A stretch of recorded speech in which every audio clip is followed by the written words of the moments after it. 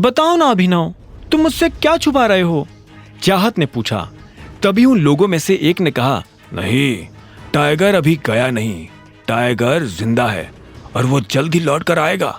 मैंने तुमसे कहा था ना जॉनी, इतनी मत पिया करो कि संभली ना जाए। कुछ भी बकवास कर रहे हो। बकवास नहीं बकवास तो तुम कर रहे हो। टाइगर का कंपैरिजन दिक्पाल से, विस्की और देसी शराब का क्या मैच। मैं कह रहा हूं टाइगर जिंदा है and he will return soon. Johnny नाम के इस आदमी की बात सुनकर अभिनव के रोंगटे खड़े हो गए थे। वो ये जानना चाहता था कि जॉनी मन से फेंक रहा था या उसके पास सच में कोई जानकारी थी। जब अभिनव उन लोगों की बातों को ध्यान से सुन रहा था, तब इधर चाहत भी उसे देख रही थी। चाहत भी अब अभिनव की तरह उन लोगों की बातें सुनने लगी थी। जब उसके कान में उनकी बातें पड़ी तो वो धीरे से हंसते हुए बोली, क्या डेयरिंग है यार इन लोगों की। दिक्पाल की होटल में बैठकर टाइगर की बातें कर रहे हैं। या तो इन्हें शराब चढ़ गई है या फिर सच में इनमें बहुत हिम्मत है।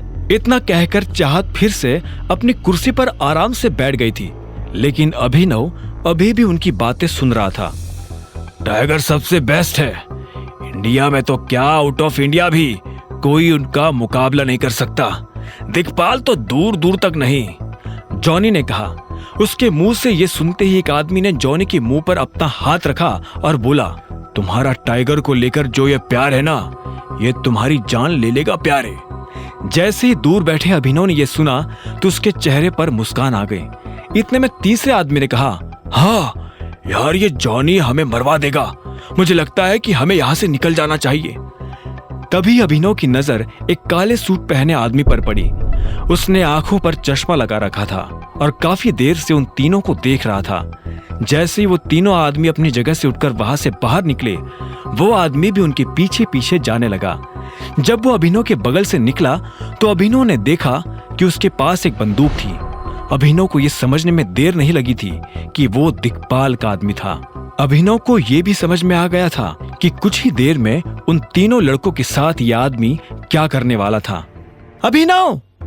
जब अभिनव अपने ही ख्यालों में खोया हुआ था, तभी चाहत ने चिल्लाते हुए कहा और उसे उसके ख्यालों से बाहर निकाल दिया। अभिनव ने उसे देखा और बोला, क्या कह रही थी तुम? तुम मेरी दोस्त से झूठ बोल रहे हो। कौन सी दोस्त? अनन्या! चाहत ने जोर देते हुए कहा। अभिनव को एहसास हुआ कि उससे गड़बड़ हो गई थी।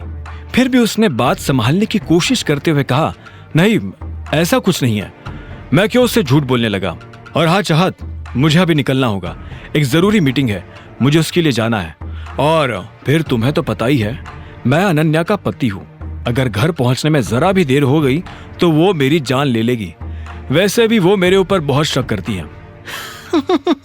शक? तुम्हारे ऊपर?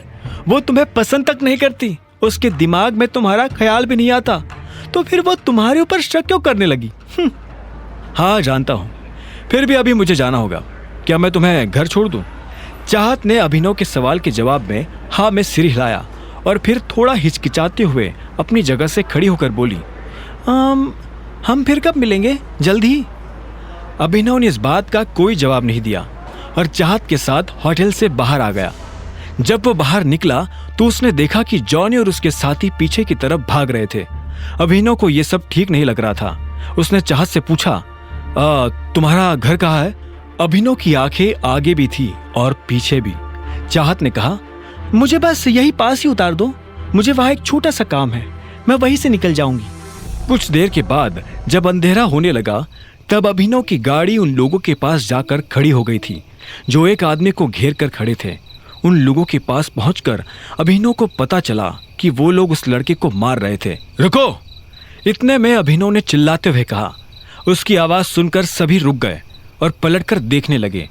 अभिनव एक कदम उनके पास आया और बोला, क्यों उस बेचारे को मार रहे हो? तुझसे मतलब है तभी तो यहाँ खड़ा हूं।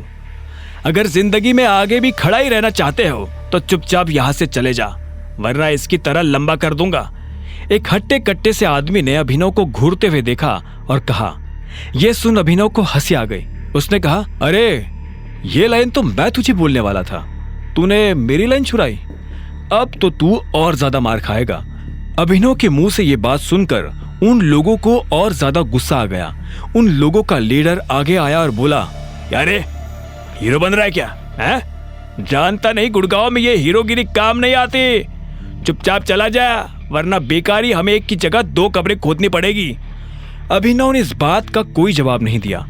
वो बस उन लोगों की तरफ देख रहा था और उनकी गिनती कर रहा था। इतने में उसने एक लड़के से कहा, भाई जरा पीछे होना। हाँ, वो लड़का पीछे हटा तो आखिर में अभिनव ने अपनी गिनती पूरी कर कहा, हाँ, अब कब्रिस्तान वालों को फोन करके बोल दो कि वो 2 नहीं 20 कब्रें खोद कर रखे। 2 लोग 20 मुर्दों को गाड़ने आ रहे हैं।